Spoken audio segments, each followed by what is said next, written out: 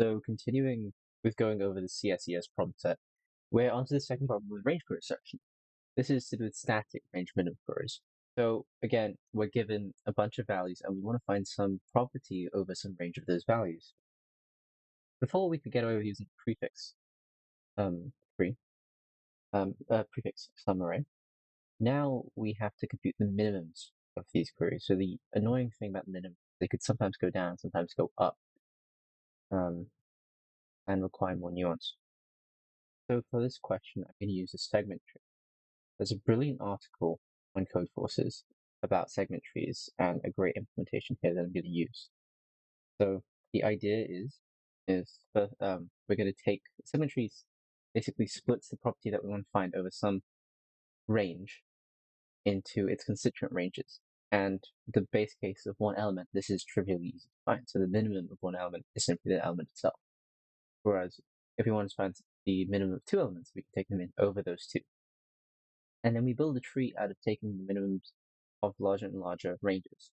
Of course, each range will consist of one value. So we can find the minimum of the whole array here, minimum half array here, order, and so forth. And we simply take the combined operation of the ranges we're interested in. So the range of 19 here, 5 here, and 12 here, and 26 here. If you want to properly understand how this is implemented, I'll link this article. But for now, we're just going to use the implementation so that we can focus on the problem itself.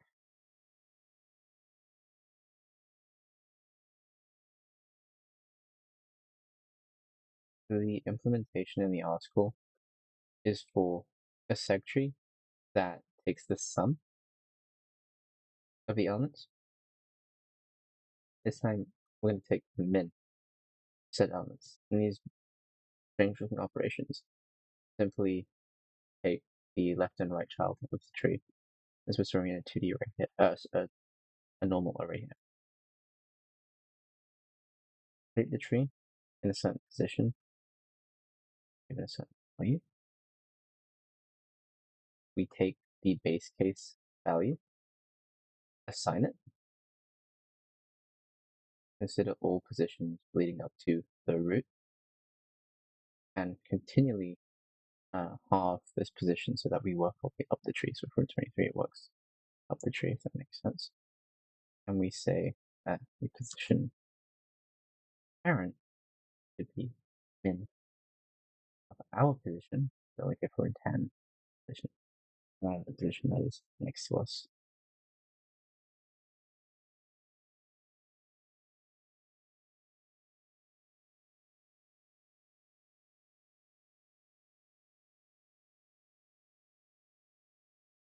And to get a query, we're going to use the problem statement. Get the result of our query, where L is inclusive and R is exclusive. We're going to set the result to infinity, and then we find the base case of our L and R positions in the tree. And whilst we haven't, L does not equal up, basically, we go down the relevant paths.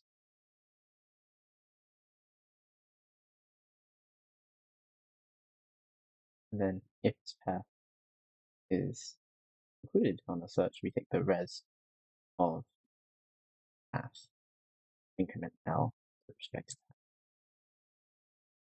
that. Again, for a deeper dive, read out the article. Great.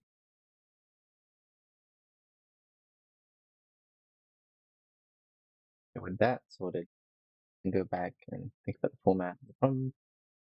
We take in N and Q, put them in. We've already defined N above, so it's fine. Then we read in each of the N values, and we're going to put them in our table shifted by N. Actually, N plus 1. Yeah, we put them in these positions in our table. We build the seg tree, and then for each of the queries, we get you read in the queries, you store the result of these queries.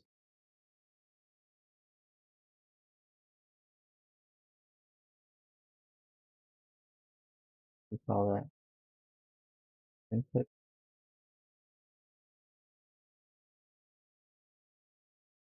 And we get what we expect.